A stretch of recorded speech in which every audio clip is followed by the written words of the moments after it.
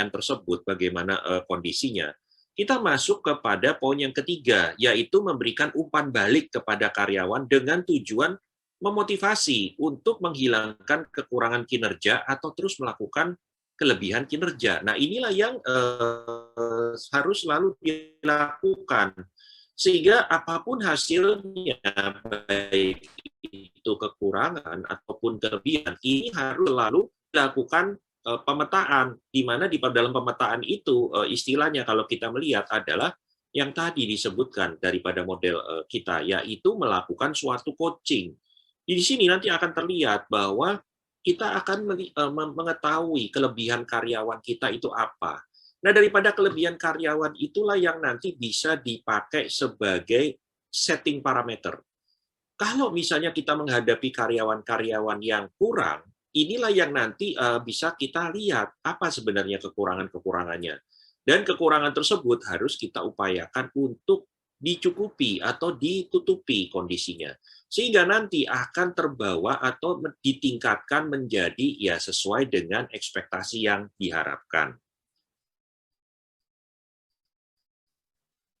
Nah, kalau kita lihat penting, yang pertama di dalam poin strategisnya, di mana penilaian kinerja yang efektif dapat membantu organisasi untuk mencapai tujuannya tentunya.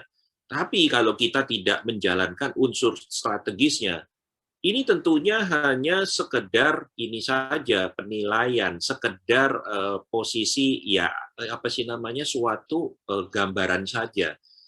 Tapi yang ada adalah kita harus bisa memahami apa yang ada di dalamnya. Jadi pada saat terjadi penilaian, kita juga harus melihat, oh ternyata kekurangan-kekurangannya seperti ini.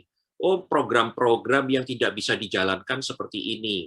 Oh kelebihan-kelebihannya seperti ini. Nah inilah yang nanti akan melihat akan terciptanya suatu poin-poin strategis yang nantinya akan bisa menjadi pelengkap, penambah ataupun untuk meningkatkan daripada kekurangan-kekurangan yang mungkin akan timbul.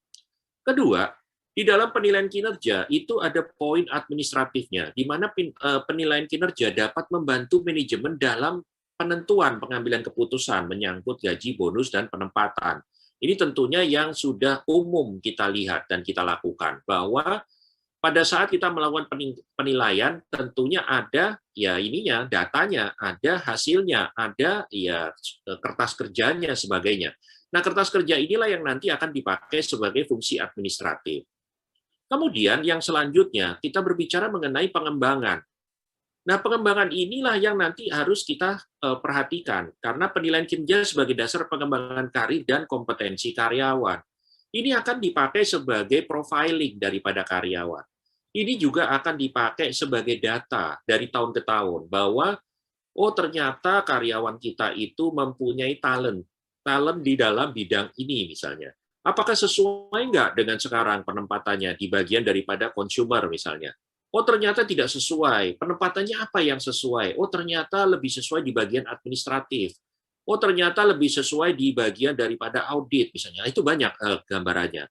Nah inilah yang nanti akan tercipta bahwa perkembangan daripada track record ini yang akan memetakan dari tahun ke tahun, dari periode waktu ke waktu, bahwa karyawan tersebut juga akan terlihat adakah perubahannya, adakah peningkatannya, kemudian passion-nya itu lebih kemana. Dan ini